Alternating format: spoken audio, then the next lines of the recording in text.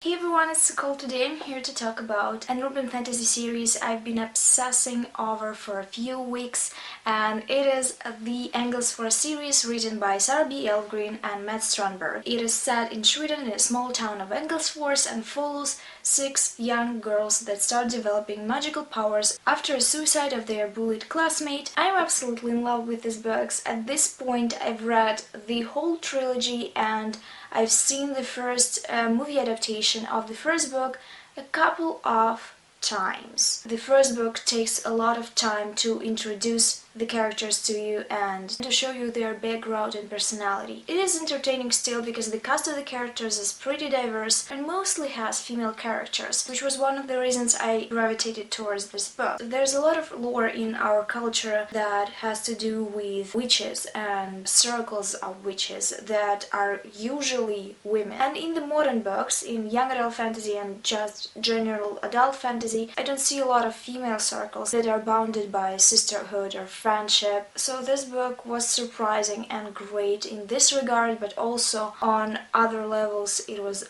amazing. Overall, I'd give this series 4.5 stars because the first book was a little bit slumpy and slow. Let's go briefly over the things that I have to say in the spoiler-free section of this video. First of all, I really love the characters in these books. You grow so attached to them during the first and the first half of the second book, and it gets very hard to see them struggle through certain things because eventually you want them to succeed, and even though they have certain flaws, you still root for them. I think in this book the characters have great balance between advantages and flaws. I also absolutely adore the fact that it didn't feature any incel tropes. In terms of relationships, it was very well done. For example, despite the romantic relationships that were slow burn relationships for all the couples, it had a lot of friendships and development of friendships and fights in friendships, which is a very important topic that not a lot of young adult books feature. And there were a lot of family dynamics, which I love to read about. There were a couple of dysfunctional families, really warm and great and supportive families. I just love the whole relationship bit. This book also receives from me a few diversity points because there are people of color in this book, there are plus-sized characters and queer characters. They're all main characters in the book and they have point of view chapters. But besides this great foundation, it has fun, entertaining, adventurous plot and also well explained and easy to enjoy magic system. Besides the scenes where the relationships were developed between the characters, my favorite ones were when they had to do some magic ritual. I just gobbled it up because I love the way it was described. It was very easy to imagine, easy to understand, and it was exciting. When you go into a fantasy book that features magic, you want the magic to be wonder-worthy and you want it basically. Like in Harry Potter, when you read about it, you really want to be a witch, you really want to have this magic. It's not exactly fun, there's a lot of struggles in this book, but the magic, I really want that. I was also excited about the fact that all the girls that were a part of the main cast had issues. Real issues. Some of them struggled with eating disorders, with sexuality, with bullying, and it's actually interesting to read about because I'm very tired of young adult cliches where the main problem of the protagonist is that she's mooning over a boy and he doesn't see her. Obviously it also has some teenage drama, but it's toned down a little. Anyway, I'm obsessed with these books, and if anyone will feel inspired after watching this video to pick it up, I'm going to be a one happy person. For the people that are in the middle of the second book or in the middle of the first book and didn't finish the series yet, I will quickly tell you which characters are my favorite, so you'll have a bit of info about that, and maybe you'll want to get back to this video when you finish reading the whole trilogy. My favorite character has to be Vanessa, and I know a lot of people expect me to say Linnea, but I'm going to be a little controversial here. Because Vanessa is an underestimated person in general. Everyone sees her as this blonde idiot, even though she's not dumb, she's just blonde and pretty. And behind this outer persona that she has, she's pretty smart and extremely brave. The second character has to be Linnea. I do love Linnea. She had a lot of issues and she tried to work them out during the whole 3 books, and in the end I think we saw that she came to some sort of peace. And the third character that is also my favorite is Anna Karin. First of all, she has the greatest powers ever, and second of all, it was very interesting to see her development. My special mention goes to Victor, who's going to appear in the second book. He just grew on me so much by book 3. Now let's move to the spoiler section where I'm going to spill all my thoughts. As I said, there's 3 characters that were my favorite, and I also mentioned Victor. My favorite Vanessa moment, I think the moment that defines her as a character, is when she finally understood that she has developed feelings for Linnea despite the difficult past that they had, because they both were ex-girlfriends of the same guy. She just went there to Linnea's house and told her. In contrast, we see Linnea, who knew that she has these feelings for a book and a half and didn't say anything because she was too chicken to do it.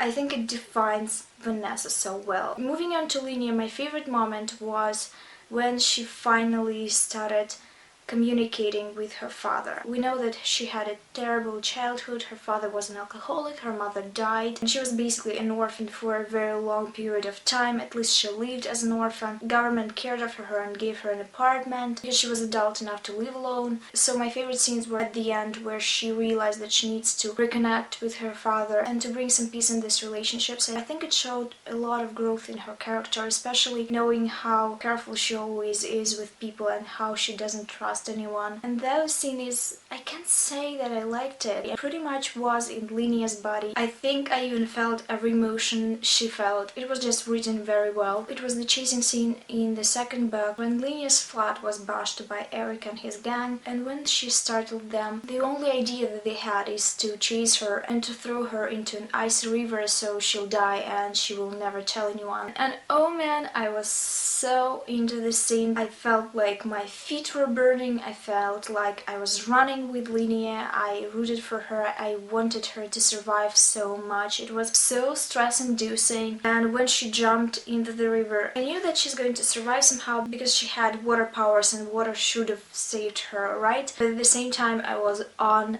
edge. I wanted revenge. I wanted these guys to go to prison right now. And when they didn't in the second book, and there weren't even any hints that it's going to happen, I was so mad. But then the third book happened. Clara made Kevin confess, so I was pleased with it. But still, during the whole court, I was waiting for something bad to happen, for these guys to be released, for something, I don't know. In this moment during the court hearing, there was another scene with Anna Karin when she jumped out of the running car when Alexander kidnapped her. It was badass, it was amazing, I was proud of her, and she smashed the car and she arrived to the court and saved Linnea. And when it comes to Victor, I really appreciated his relationships with Clara, his twin sister, and the whole story about them was very interesting to me, especially when we were introduced to the other circle in Walter's house. And I have to say that I was very invested in these characters as well and wanted to somehow see the prequel to the book. I would love to see actually a few books that will follow these characters as well and their adventures in the console school. They just have so much potential and I would really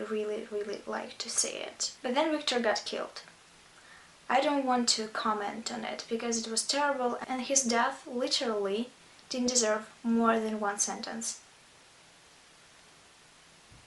Why? Moving on to the plot in general, the whole Guardian versus Demons conflict was getting on my nerves at the end because I couldn't decide myself who's the good guys and who's the bad guys. And I think in the second book I didn't even know how they are going to resolve it. They actually did a great job in the end, in my opinion. I hated Alexander, I hated his guts, and I actually at first really liked Walter. He seemed sort of trustworthy even though he was a trash bag in the end. He was actually a very interesting evil character to introduce because he was very great. As I said before also, my favorite parts of the plot were also when they had to do some kind of a ritual. I loved all the seances when they talked with the spirits. I loved the part when they switched their bodies to go through a console court. I loved all the parts when they just developed their powers, especially Anna-Karen's powers, because they were great powers. I would like to have these powers but without the whole restriction from console thing. Mina was sort of a loser in this department, even though people said that she's the strongest witch. I mean,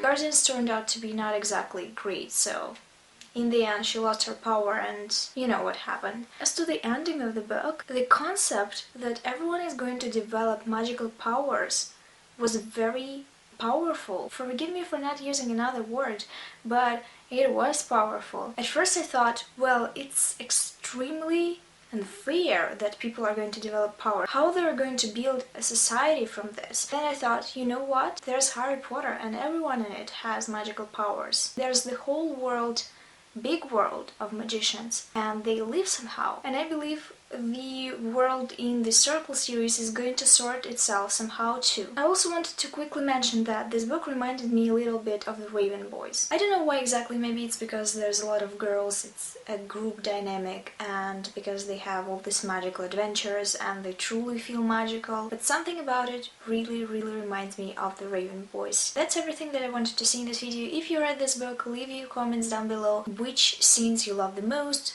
who are your favorite characters, and everything else that you want to mention. Thank you for watching this video. I hope to see you soon in my next one. Bye!